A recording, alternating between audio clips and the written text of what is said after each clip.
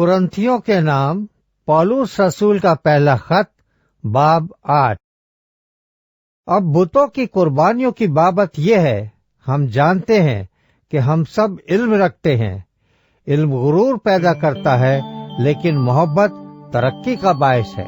अगर कोई गुमान करे कि मैं कुछ जानता हूँ, तो जैसा जानना चाहिए वैसा अब तक नहीं जानता। लेकिन जो कोई खुदा से मोहब्बत रखता है, उसको खुदा पहचानता है। बस बुतों की कुर्बानियों के गोश्त खाने की निस्बत हम जानते हैं कि बुत दुनिया में कोई चीज नहीं, और सिवा एक के और कोई खुदा नहीं। अगरचे आसमान और जमीन में बहुत से खुदा कहलाते हैं, चुनांचे बहुतेरे खुदा और बहुतेरे खुदावन हैं, लेकिन हमारे नजदीक तो एक ही खुदा है, यानी बाप, जिसकी तरफ से सब चीजें हैं, और हम उसी के लिए हैं। और एक ही खुदावन है, यानी यीशु मसीह, जिसके वसीले से सब चीजें मौजूद हुई, और हम भी उसी के वसीले से हैं।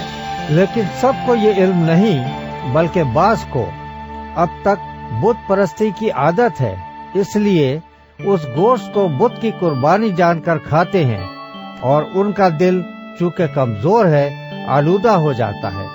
खाना हमें खुदा से नहीं मिलाएगा। अगर ना खाएं तो हमारा कुछ नुकसान नहीं, और अगर खाएं तो कुछ नफा नहीं। लेकिन होशियार रहो, ऐसा न हो कि तुम्हारी ये आजादी कमजोरों के लिए ठोकर का बायस हो जाए। क्योंकि अगर कोई तो साहिब इल्म को बुतखाने में खाना खाते देखे और वो कमजोर शख्स हो, तो क्या उसका दिल बुतों की कुर्बानी खाने पर दिलेर न हो जाएगा?